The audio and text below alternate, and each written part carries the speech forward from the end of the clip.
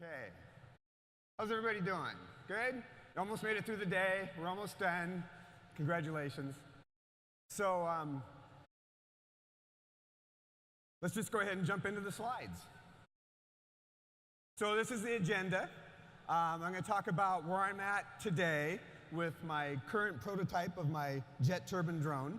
And then I want to talk about the next version, version 2, which will be quite a bit bigger than this. And then I want to look into the future. I'd like to be able to build a supersonic drone. And not to stop there, I want to go really fast. I want to go suborbital, and then I want to do on-orbit drone racing. Sounds like fun to me.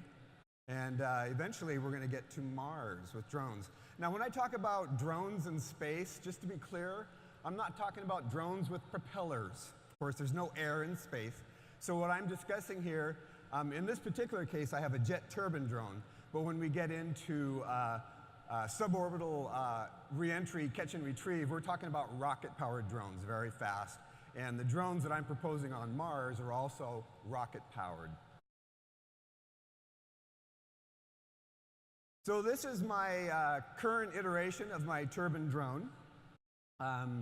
You can see here it runs on, basically it runs on jet fuel instead of batteries.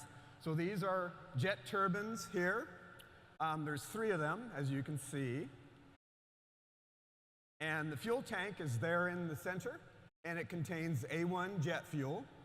And there are exhaust deflectors down here to divert the exhaust out at an angle slightly. And so that enables you to carry a payload directly below the drone. And so the use case for this eventually will be heavy equipment delivery and human lifting and search and rescue. So let's go ahead and take a look at that.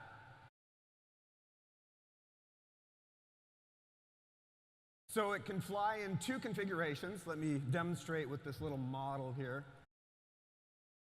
So this represents this drone. So this drone, like this one, can take off in vertical takeoff mode, VTOL, and then it can transition into horizontal flight and fly horizontally. And this one can do the same thing eventually. So this can take off vertically and hover. The jet turbines are not actively controlled. They're just simply there to provide upward thrust. The steering and the control are done by these electric fans out here. So these are controlled by a battery. So I should be able to get this working.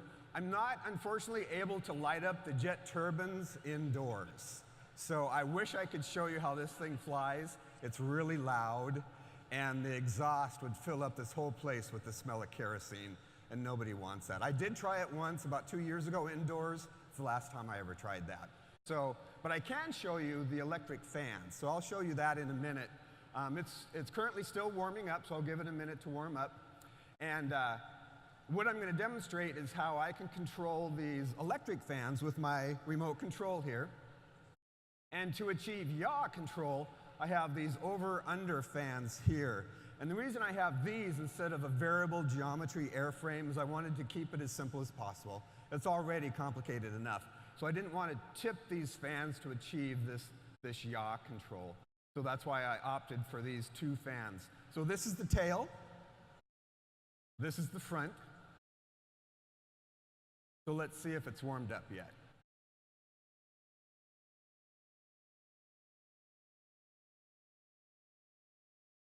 It takes a few minutes. So this is the flight controller up here. It's basically a Raspberry Pi that's been customized. And it's running ArduPilot, ArduCopter, an open source flight control software. And basically it's talking to these electric fans. So when you launch it, it provides autonomous control. So this thing, my hope is that in transitional horizontal flight, this thing should be able to do about half the speed of sound. And of course, that's going too fast for somebody that, it's out of sight in seconds.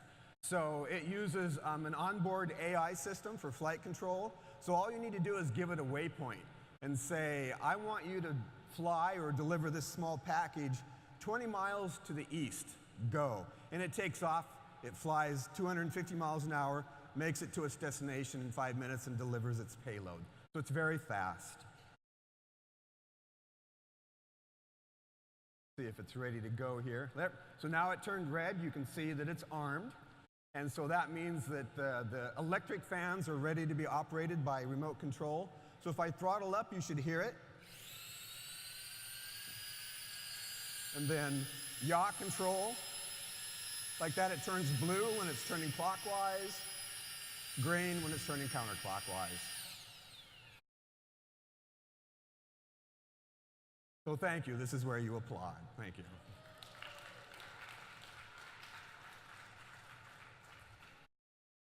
So the ultimate goal with this, like I mentioned, is human lifting. So the passenger or the payload would be suspended underneath. And if you look at my videos on PureRockets.com, you'll see that about a year ago, I strapped myself into this thing and was suspended underneath. And this one picked me up, but I cheated a little bit. I constructed this tower at my hangar at Hayward Airport, and it used an elaborate system of pulleys and counterbalances to compensate for my weight. And so all it needed was just a small amount of thrust from these jet turbines to actually pick me up in the air. So if you go to my website, I'm not going to show it here, but if you go to my website, you'll see that video of this particular drone picking me up. So when the pilot is the payload, you can control it. Since you want your hands to be free, when I'm suspended beneath it, the way I control it is with these gloves. This is an Intel Edison chip, a microprocessor that determines the attitude, and it's got a gyroscope, accelerometer, and everything built into these gloves, and it communicates with this flight controller. So, for example, as I'm strapped in, the craft is hovering over top of me, I give it like this, and that's throttle up, picks me up. This would be hover, and then this would be land. To yaw left would like this, yaw right to do that. Because demos never go as planned, I opted not to demonstrate these gloves. But come back tomorrow and I'll have them all hooked up, hopefully, at my booth number 25 over there next to the HoloGate display. So that's when you are flying it as the pilot/passenger. And I'm sure the FCC is going to have some things to say about that. I've been working on this for about 4 years now, and the original inspiration came in 2012 when I watched the NASA Curiosity Mars rover lander. Some of you might be familiar with that. They used what's called the sky crane maneuver. They had a rocket-powered drone that was deployed from Mars orbit, and then it lowered the lander by a cable to the ground. And when I saw that, I go, I want to build one of those. I'd like to commercialize that. And so that was the birth of my Turbine Drone. Now, so like I mentioned, you can either fly it as the payload/pilot with the gloves, or you can also fly it by remote control like I'm doing right now. So you might imagine to be able to fly this in, and I'm kind of getting ahead to version 2, but just imagine that these jet turbines were a bit more powerful than they are currently. And so I could fly this into an emergency situation, kind of like a Coast Guard rescue helicopter. Drop a basket to the person in distress, person would crawl in, and then I could fly them remotely to safety. Now the advantages of that is that unlike a helicopter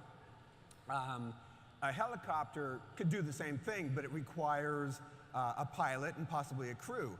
And so in an emergency situation, you're putting that pilot and the crew in harm's way. In this situation, you're flying it in by remote control. The person in distress would crawl into the basket, and then you'd fly it by remote control and get that person to safety. So I could envision deploying a half a dozen of these in an emergency situation and getting a bunch of people out of harm's way very quick. Another use might be evacuation of an oil rig platform. So those people would be able to practice how to fly this thing first. Another use case might be, in addition to human lifting, which granted would be kind of risky for investors, our first use case is just heavy equipment delivery. So this is what version 2 will look like. It's a larger version. You notice up on top it has a rocket booster. And I'm working with the company Frontier Astronautics to develop rocket propulsion. And this is my wish list. I need, this is an AMT Nike jet engine. You might have seen some people with jetpacks on YouTube. As far as I know, there's only one company that's doing that. It's called Jetpack Aviation. And they have 2 of these turbines strapped to your back. And it looks like a James Bond jetpack. And it works great. The problem with that implementation, though, is that the person flying it has to know what they're doing. They have to be a pilot. In my scenario, it can be flown by remote control. So these jet turbines, the ones that I need, the next version, they're about 3 times as big as this. These each produce about 25 pounds of thrust. The turbine that I would like to get each produce 250 pounds of thrust. These are about, $2,500 a piece. The one that I want are 30 grand a piece, and so I need 3 of them. So this is not a consumer drone, as you can see. So the human lifting drone, like you're looking at here, would be, anywhere from $150,000 to $200,000. So I guess my elevator pitch is that you too, for the price of a nice Tesla, can have your own private Harrier jet. So, instead of me buying a new Tesla, maybe I'll invest in this version 2 myself.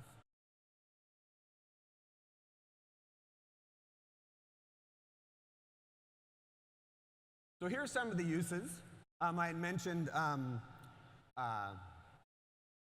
oil rig platform evacuation. Another one would just be, for general search and rescue to replace the current rescue helicopter. Another use case would be high voltage line maintenance. Currently, when you're working on a high voltage tower, just to get the toolbox up to the top of the tower requires a helicopter. And unfortunately, every year, helicopter pilots are killed working on high voltage lines. So the problem I'm solving here is to safely be able to help the line workers get equipment up there, get their tools up there, and so on. So where I want to go with this, people ask me that a lot. Eventually, I'd like to make the world's first commercial supersonic drone, which is no small task. These particular jet engines here, this is the one on the White Knight. Might look familiar. That would be, that's the GE J85 jet turbine. I'd like to have one of those too, please. Maybe for Christmas, Santa. And here's one developed by the military that uses the same jet engine and JATO, rocket-assisted takeoff. So, and then eventually, in addition to supersonic, I want to go a lot faster than that. I want to be able to, for example, what I call orbital catch and retrieve. So like a CubeSat might be coming in to re-entry, coming in hot with no parachute. So this would catch up with it, catch it, and bring it down to the ground. Looks like I'm about out of time here. My timer's not working down here. Oh, no worries. So, okay. So one of the uses would be for orbital debris removal. And here, finally talking about drones on Mars, NASA has a propeller-driven drone that they're working on. And like I said, mine's rocket-propelled. And then, of course, everybody has to have a mission to Mars. And so I'm also working on this proposal, working with JPL, NASA, and Princeton University on an all-electric propulsion system where you would use a rail launch from the moon. I know it's a bit out there, but it's, you know, it's not that far out. So there is a rail. The Navy has a rail gun. There's a picture of it there that you can see. And it launches projectiles at 3.5 kilometers per second, which is, thankfully, the escape velocity of the moon. And so you would launch this projectile very fast, like 1,500 Gs, and then it would get to Mars about 9 months later, and it would use, instead of the Hohmann transfer, it would use ballistic capture. And we can read about that in the book of a partner, Dr. Edward Belbruno, a friend of mine. And we can talk about that later. And then once it gets to Mars, to achieve the delta V to get into the proper orbit, you would have an explosive charge. And then Mars would come around in orbit, intersect the flight path of this projectile, and then it would fall through the Mars atmosphere and deploy an airbag and hit the surface and just bounce and come to a stop. And the way this would work is that if it was off by a few miles, you'd signal back to the moon and say, hey, you guys, you were 10 miles off, adjust accordingly. So the next time, 9 months later, and over time, you'd have this feedback and accuracy loop to make sure that it arrives on target every time. So here's some contact information. Thank you for listening. The Future of Drones on Mars. My name's Jeff Dillon. Thank you for your time. Thank you, Jeff. Thank you so much. Thank you. Really appreciate it. Absolutely. Okay.